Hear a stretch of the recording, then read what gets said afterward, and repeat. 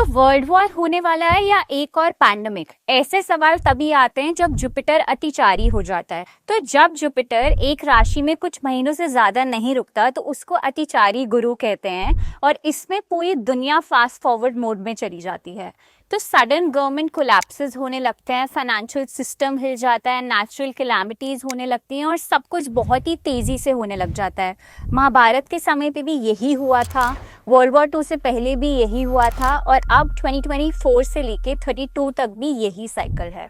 आपका जुपिटर कौन से उसमें ट्रांजिट कर रहा है, क्योंकि ये कोई नॉर्मल जुपिटर ट्रांजिट नहीं है, ये अतिचारी गुरु ट्रांजिट है और ये सबकी लाइफ को शेक कर रहा है। तो अगर आपका जुपिटर फर्स्ट हाउस में ट्रांजिट कर रहा है तो आपकी पर्सनालिटी में शिफ्ट हो सकता है, आपको आइडेंटिटी क्राइसिस हो सकता है या फिर एक लाइमलाइट मिल सकती है सडनली। इस फेज में आपकी ईगो वर्सेस ऑथेंटिसिटी का भी टेस्ट हो सकता है और आप कौन बन रहे हैं यूनिवर्स जल्दी से डिसाइड कर रहा है। अगर आपका जुपिटर सेकंड हाउस में ट्रांजिट कर रहा है तो आपको मनी, फैमिली और स्पीच में तीनों जगह पे सडन चेंजेस दिखेंगे। इसमें आपके कार्मिक पैसे आ भी सकते हैं और जा भी सकते हैं। इस फेज में गुरु बोल रहा है कि सच बोलो और समझ के बोलो। अगर आपका जुपिटर थर्ड हाउस में ट्रांजिट कर रहा है तो आपका communication, social media, marketing, siblings, ये चारों उसमें आपका सब काम फास्ट फॉरवर्ड मोड पे हो रहा है। अगर आपका जुपिटर फोर्थ हाउस में ट्रांजिट कर रहा है तो आपकी सडन रीलोकेशन हो सकती है या फिर कोई प्रॉपर्टी डील फाइनलाइज हो सकती है या फिर माँ के साथ कार्मिक हीलिंग हो सकती है। ये फेज आपका इमोशनल स्टॉर्म जैसा हो सकता है और स्पिरिचुअलिटी रीअलाइन कर सकती है। इसमें आपका दिल और घर दोनों ही चीज क्लीन हो रहे हैं। अगर आपका जुपिटर फिफ्थ हाउस में ट्रांजिट कर रहा है तो आपकी लव स्टोरी स्पीड में है, तो या तो आप सडनली किसी से कनेक्ट करेंगे या फिर आपका ब्रेकअप हो सकता है। आपके बचपन के ट्रॉमास हैं तो आपको अपने इनर चाइल्ड को हील करना पड़ेगा। और अगर आपका जुपिटर सिक्स्थ हाउस में ट्रांजिट कर रहा है तो आपका daily routine, health issues and office politics, ये सब कुछ सरफेस पर है।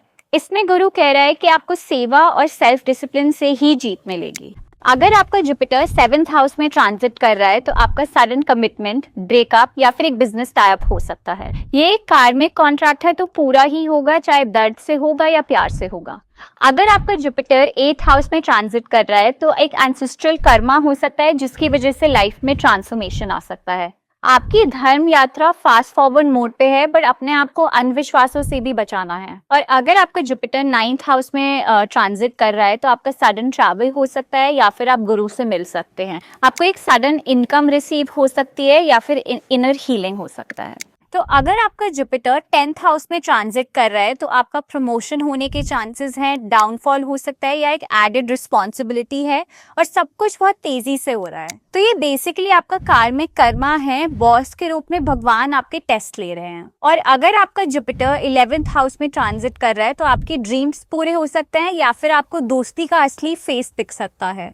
तो जुपिटर बेसिकली कह रहा है कि अपने डिजायर्स को क्लेंस करो। और अगर आपका जुपिटर 12th हाउस में ट्रांजिट कर रहा है तो आपके एक्सपेंसेस हो सकते हैं, फॉरेन कनेक्शंस बिल्ड हो सकते हैं और डीप स्पिरिचुअल अवेकनिंग्स हो सकती हैं। तो इधर आपका बेसिकली सोल एनलाइटन हो रहा है, ये आपका मोक्ष पीरियड है।